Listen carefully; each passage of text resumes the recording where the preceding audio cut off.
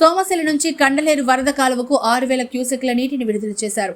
ఈ నేపథ్యంలో వరద కాలువ 4వ కిలోమీటర్ వద్ద భారీగా నీరు లీకేజీ అవుతోంది. లీకేజీ నీరంతా కుల్లూరు చెరువుకు చేరి చెరువు అలుగులు పారుతోంది. ఈ నీరంతా వెంకటరెడ్డిపల్లి, కుల్లూరు పొలాలపై ప్రవహిస్తున్నాయి. ఆ గ్రామాలకు చెందిన 400 ఎకరాల పంట కాలువలపై నీరు పొర్లి ప్రవహిస్తున్నాయి. వెంకటరెడ్డిపల్లి వద్ద సోమశిల కలువాయి ప్రధాన రహదారిపైకి చేరాయి. వాహనందారులు ఇబ్బందులు పడుతున్నారు. అయితే ఈ నీటి వల్ల పంటలు సాగు చేసుకోలేమని రైతులు వాపోతున్నారు.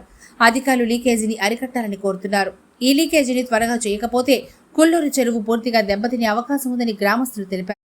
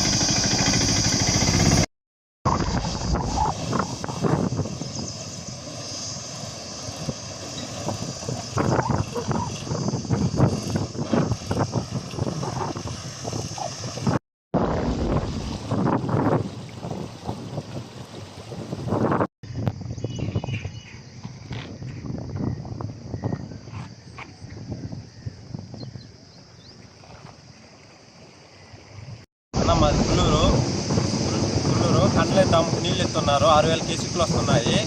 6000 క్యూసెక్లో మాకు వచ్చే బొట్టది గేట్ దగ్గర అది బెండొచ్చి ఉన్నదంట. అధికారులు దాన్ని పట్టించుకొని చర్యలు తీసుకుంటే మేము మాగానే ఏదన్నా పైరు పెట్టుకోగలుగుతాం. కుల్లూరు చెరువు అలుగుబారుతుంది. దానివల్ల అంతా నష్టమేను. ఇంకా రేపు 12000 క్యూసెక్లు ఎత్తితే చెరువు కూడా దిగిపోయే పరిస్థితుల్లో ఉంది. అధికారులు దాన్ని పట్టించుకొని చేయాల్సిందిగా కోరుతున్నాం. అది దీని కింద ఎంత పొలం ఉంది? వెంకటరెడ్డిపల్లి ఉంది మొత్తం కలిపి. దాని లేకపోతే మొత్తం మీరు పెట్టుకోవాల్సి వస్తుంది. నీళ్ళ వల్ల అది పైరు అనేది నష్టం పెట్టుకోలేదు రైతులు అనేది. ఆంజనేయులు మాకు ఏంటంటే పెదకాల పొట్ట లీకేజ్ అవి చురుగు వచ్చి మాగా దాని దగ్గర 4 ఎకరము పైరు పెట్టుకోకుండా కాలువలు చేసుకోకుండా ఇంకా అయిపోతుంది. దాంట్లో గవర్నమెంట్ వాళ్ళు ఈ కాలువ అరికెట్టి నీళ్ళు రాని చేస్తే మేము పైరు పెట్టుకుంటాం. ఎప్పుడు ఈ నీళ్లు ఎప్పటి నుంచి వస్తుంది?